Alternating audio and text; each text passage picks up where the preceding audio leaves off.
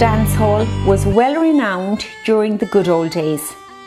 We now hear a lovely recollection of the memories of that time. I'm walking up the pier here in Fenit this morning. It's a beautiful fine spring morning. I'm walking up towards the old dance hall, to the famous dance hall known all over our Kerry.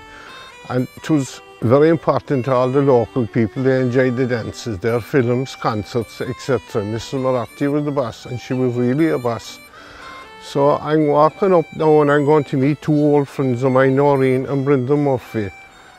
They started their romance here in their youth, and thankfully they're both going strong and they're as romantic as ever.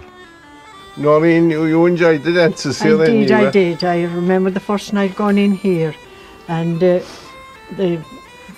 band was playing, and anyway Brendan came up to ask me to dance. So we went out, I had the dance, and I didn't recognise him so well, but then later on in the night he asked me for the second dance. So I was thrilled because I thought might be something in this. So that's how it started about 60 years ago. So anyway, we enjoyed the dance because it was always be good, and they always have a regular crowd there, the local people, and some would come from the round, come from Tralee and from Hartford and everything. They look forward to it. Brenda, I think you have a story there about a visitor we had from Hartford one night. There was a famous character who comes from Hartford to the dances. One night he came and he wanted a bottle of lemonade.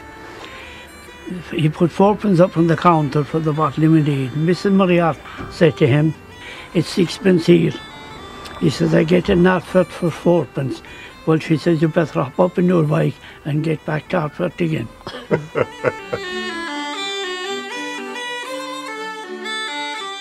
Noreen, you remember John Lockwell, Vincent and Albert? I do. He was naturally a great player, and he used to have Thomas Lynch with him, and Vincent, and some Albert, his brother Albert. They'd play, and sometimes she'd send across from doing, if there was a few girls and boys around here, and the weekdays, and she'd send across for John Locke, and he'd come across, and we'd make a dance for that evening for us, yes. And she then, when it got to New Year's Eve, she'd put on a little show for everybody in Fenit.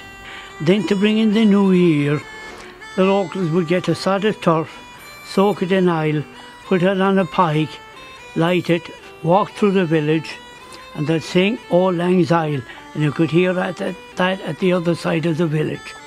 She was a great person, was Mrs. Moriarty, and then she used to have some good bands here, the Troubadours, and did she have the Kingdom Band? And she really had a good knowledge of the bands in Tralee.